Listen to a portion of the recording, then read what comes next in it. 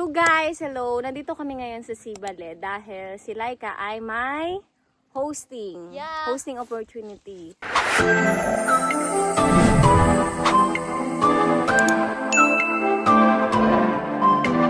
Kanina, ang dami nangyari nung kami papunta dito. Una, gumising kami ng 5 a.m. Ako, awan ko sa kanya. Pero nag-reply na naman siya. 5:30. Yes. And then, yun, nag-intindi dahil ang usapan namin ni Laika, 7 kami. Baka kasi. 7. Sabi kasi before 9 alam o 8 namin yun. ng 9 ang alis ng bangka papunta dito.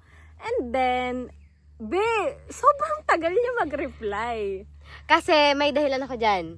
Oh. Nasunog yung aking... Wait lang, story time guys. Story time. So nag-ukay muna kami. Nag-ukay No? kami. So, kaya kung mahalata nyo, twinning kami ng suot. And jacket for only 30 pesos. Yeah. Then Nasunog. ito, alam niyo sobrang nipis niya. As in, see-through siya. Tapos, itong babaeng to, plinansya niya. Kasi nga medyo gusot guys. Alam So, niyo naman. gusto niyo makita yung result. Okay, the result is... Tadan! Eh, kita niyo ba? Ang pangit. Anyway na lang Yun. tayo? Plansya siya, ang tagal niya mag-reply. Then, around 7, nakapag-intindi na talaga ako as in ligo na. Then, maya-maya, biglang umulan ng malakas. Yes. Tumila naman din yung ulan after mga ilang minuto lang ata yun. Diba? Tapos, pagdating namin ng ako nauna doon. Pagdating ko doon, nagsusulat sila ng mga names nila. So, hindi na tayo nakaabot. Kasi 60 lang yung Oo, talagang sakay ng sakay isang ng bangka. So, in short, hindi kami nakasama Oo, sa hindi kami 60. nakasama So, sa dapat kami 60. ay wala na dito. Oo, nanalangin sila. Siyempre tayo nananalagi naman. Nanalangin kami. Siyempre, you know, paano na lang yung wedding? Cancel? Wow! Kahit ang pinunta nila guys, ito yung maglalaog at saka mag-hiking. Hindi, kidding aside.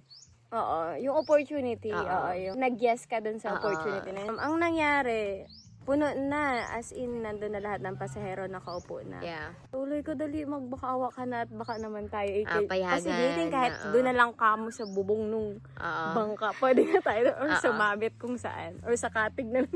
Pwede naman, doon sa gilid-gilid Tatali na lang. lang ganun. So, yun. Nagbakaawa tayo. So, sabi ay wala na daw talaga. Yeah. Hindi na daw talaga pwede. Pero, yung isang pasahero, yung isang grupo ng mga pasahero, yun nga, wala, kulang pa ata ng isa.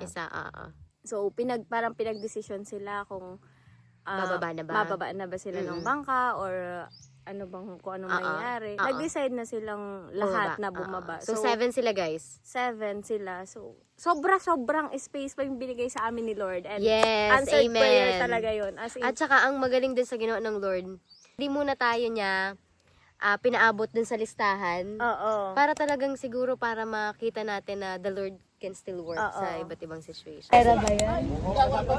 Kami na lang po yung last passenger. So, may bumaba. Kaya, makakasakay kami. Iyak. Like pa, paano kami guys? Wala kami masasakyan kapag Yes. hindi kami nakasakay.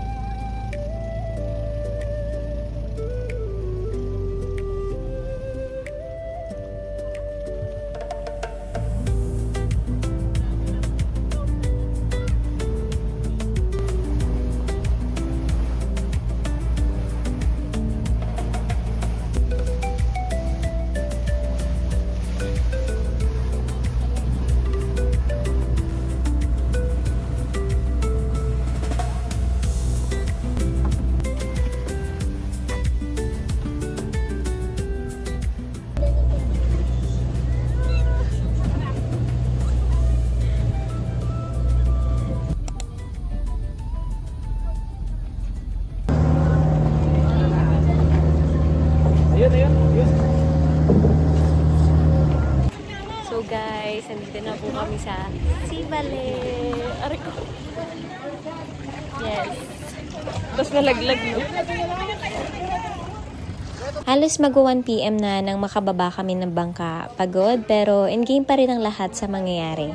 Dito, nagantay muna kami saglit para sa maleta ni Laika kasi hindi pa agad na ibaba. Maya-maya pa, dumating na rin si Ma'am Annabel or Ate Ana.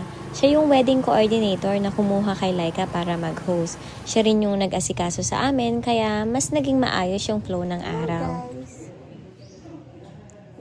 Kambal tayo. Yeah, tweeting. After nun, kumain muna kami, quick lang, tapos konting pahinga para makabawi ng energy. Then, eto na, umakyat na kami papunta sa wedding reception at hindi siya basta-basta, nasa taas siya ng bundok. Habang papaakyat nga kami, parang unti-unting nagbabago yung vibe. Mas tahimik, mas presko, at mas ramdam mo yung moment. Hello! Hello everyone! Ayan, dito po yung hosting ni Laika sa kabundukan. Ayun, nakikita nyo yung aming pinagmula na dagat. Kaya pumunta din kami dito para ma-check at ma-experience mismo yung lugar. Siyempre, importante na ma-orienta din kung ano yung mga gagawin, lalo na sa mismong event. Habang nag-iikot-ikot ako, kinakausap naman ni Laika si Ate Ana at ang ibang mga suppliers, pati na din yung ikakasal kung may gusto silang idagdag o mangyari during the reception. Yeah. Little Batanes. Pupunta kami ng Little Batanes. Ng Sibale. Ah. Yes. Ay, laglag. Baba tayo ng? Ano? Bagulan? Parang isda yun. Ano ang tawag doon kasi? Bunga na lumang. Hanggang tayo mapunta sa may cliff. Kasi po, ang mangyayari ay yung motor po ay wala na po kami babayaran doon. So, Yes. perfect. It's so amazing. I love it. Kasi wala din kami pambayad eh. Hindi po kami pambayad. Ayun na nga, pagkatapos nila mag-usap ay nag-decide kaming gumala. Siyempre, hindi mawawala yan. Nagpaalam muna kami kay ate at pinayagan kami. Hindi lang yon, grabe ang bait nila dahil pati motor inarkila na rin para wala na kaming isipin na pamansahe papunta doon. Medyo malayo-layo rin ang biyahe pero sulit na sulit dahil sobrang ganda ng bawat tanawin. Ito na, bagulang. Ito.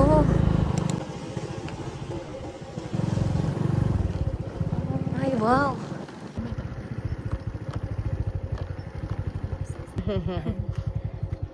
Ay dumaan na mga motor.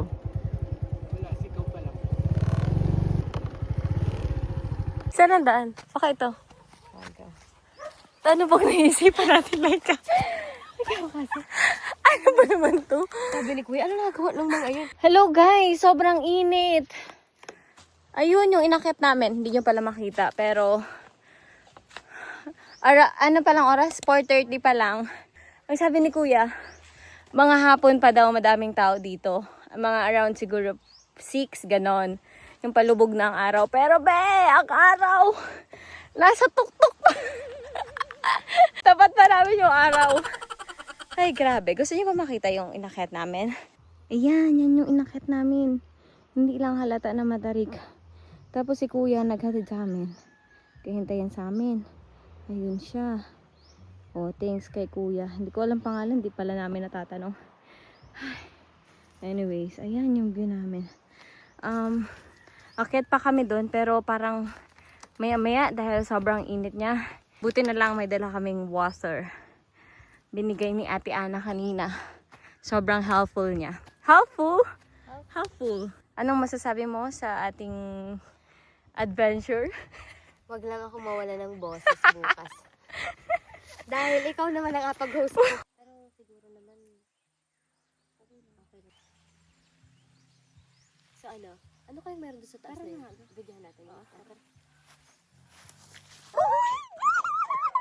Hala, oh my gosh, ang ganda. This is the life we wanted. Wow. Hala, sobrang ganda niya. Oh my gosh. Oh my gosh, guys. Wow. Sobrang ganda, as in.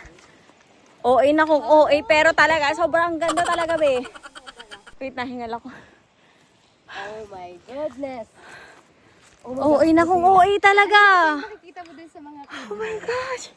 Ano mo You wanna see? mo din sa mga kidra.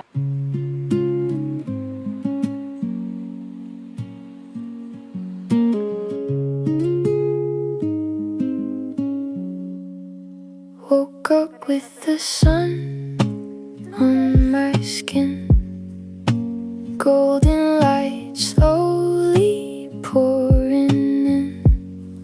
No map, no plan, just where I've been, fading like the waves footprints lost along the shore. Every step feels something more.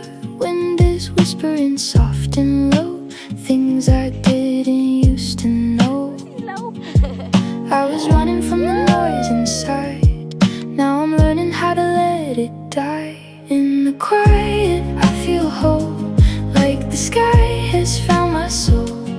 Every mountain, every sea feels like it was made for me. Not a word, but I can hear something drawing me in near.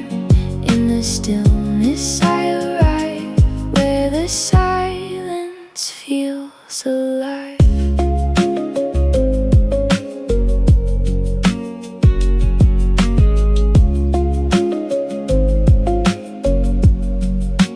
Chasing colors in the sky, watching clouds just drifting by. Time slows down, I don't ask why. For once I don't need to try. Every road I didn't choose, every win and every bruise led me here to finally see there's a deeper part of me. I was searching for a sign to show, now I see it everywhere I go. In the quiet, We're heading back. Sobrang gulo ng buhok ng babaeng to. every sea feels like it was made for me. Not a word, but I can hear something drawing me in near. Ang ganda. May dagat to. Malamang may dagat talaga dito, be.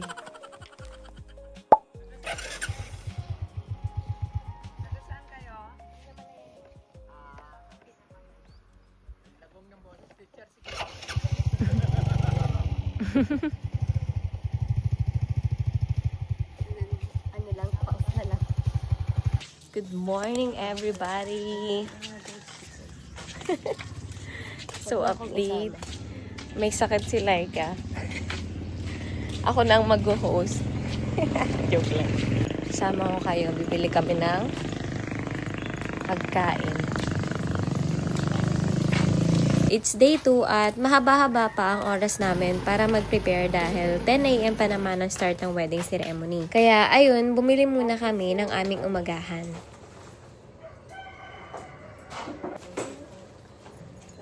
Sabay catch up sa buhay-buhay habang dahan-dahang naghahanda para sa araw na ito. Bandang 10, sinundo na rin kami papunta ng church. Malapit lang naman siya sa tinutuloyan namin kaya naabutan pa namin ang misa. Saglit lang kami dito dahil kailangan na rin naming mauna sa venue para asikasuhin ang ilang mga bagay na dapat ihanda bago magsimula ang program. Team na yan si Laika at finally, wedding day na talaga. Hindi nakapanood ng wedding vlog at journey ng voice niya, panoorin nyo na sa kanyang Facebook account, Worth It Promise. Ngayon ay papunta na po tayo dun sa venue nung wedding. Pero yung kinasal ay nasa church pa kasi 10 na sila nag-start ng misa.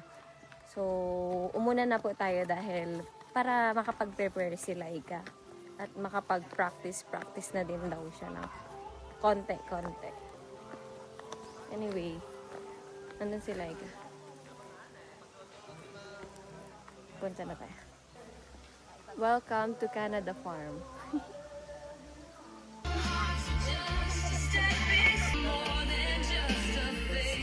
Tapos na yung wedding. And pabalik na po kami sa bayan. Dun. Ayan, kita niyo po yan yun dun. Dun kami bababa. Yan, gusto lang Ryan. Okay lang po yan. Buti nga po kayo ng motor. Ayun ang motor, yung driver ang tinatanong ko. Tama. Kayo ka ghost, no? Salamat po. Ikaw talaga yung nag-host sa mga event? Po, sorry. Kaya pala. Sabi ko yun, kaya. Kailangan. Saka si Luzana video. Oh yeah, we're here. Aray.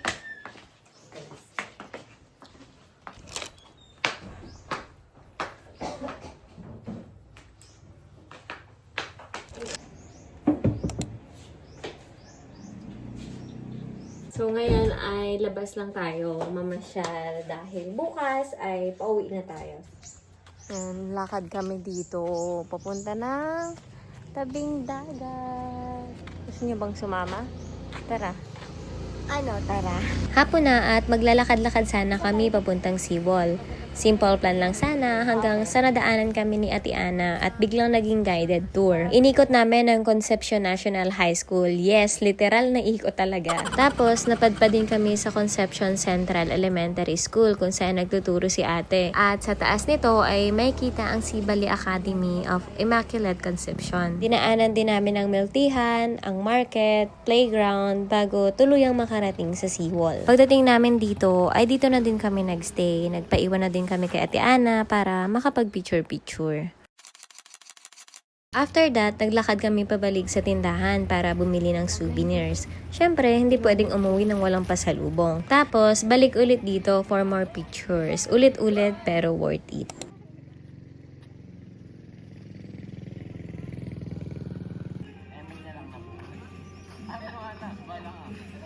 Yan, dyan po kami sasakay siguro bukas. Lock-in na siya sa pagiging photographer. Bagong ako. Profession. Yes. Kasi walang boses so Oo. Ito ang Municipal Hall. Tinawin ko ako. Na? Sobra na siya sa pagiging photographer. Pwedeng tourism video ng Pinamalayan. Pinamalayan. Ng Sibali. Oh. Grabe talaga. Pwede approve? Of course naman. Bago matapos ang araw ay dumaan muna kami sa tindahan para bumili ng snacks at tubig for tomorrow's travel. And dumiretso kami sa bahay ni Ate Ana para sa dinner. Simple pero sobrang saya ng kwentuhan, lalo na may video okay.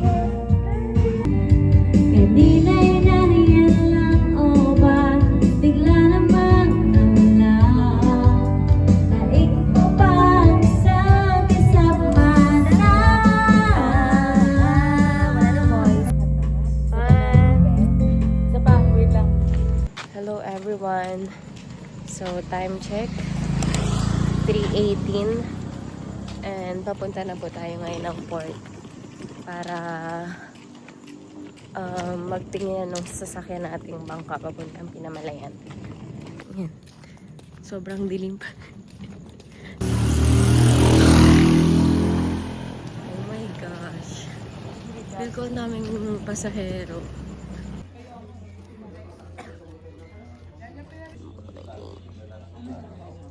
Morning. Tingnan mo naman yung itsura natin. Yung mga matay. Fresh from bed. Yes. Ayan, okay na. Lakada na. Pwede nang ilaban. Guys, update. Nakalista na po kami. Safe. Makakauwi na tayo. Maaga kaming pumunta sa port dahil may warning kagabi na maraming pasahero. Kaya kahit inaantok, go na agad. At buti na lang nakaabot kami sa first batch. 2 bangka yung available, yung isa may stopover pa sa isang barangay. Pero itong sasakyan namin, diretso biyahe na papuntang Pinamalayan. Habang naghihintay ng pag-alis at nagkakarga pa sila ng mga bagahe, syempre hindi pwedeng sayangin ng oras. Picture-picture muna.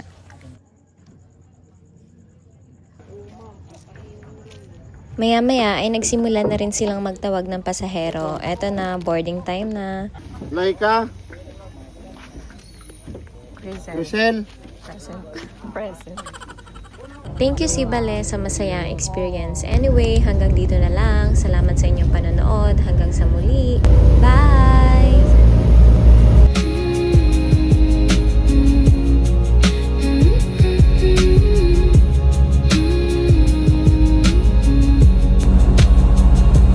No more rushing, no disguise. Just the earth and open skies. And in this moment I can see there's more than what's in front of me.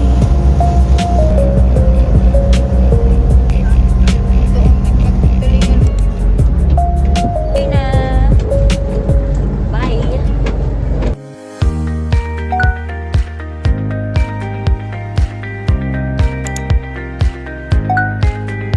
Sanang magtampo ang aming mga mahal sa na buhay. Angels. Shout out sa inyo! Isa-isahin na lang natin para hindi sila magtampo. Oo. Joy, Cassie, Tina, Nicole. Raya. Wala na. Sabi Wait lang. Sino pa? Si Kati, Si Cathy, nasabi ko na. Ikaw, ako, si Cathy, Tina. si Raya, si Tina. si Si Nicole, Joy. si Ijoy. Unang mong sinabi, diba? Okay. Kompleto, guys.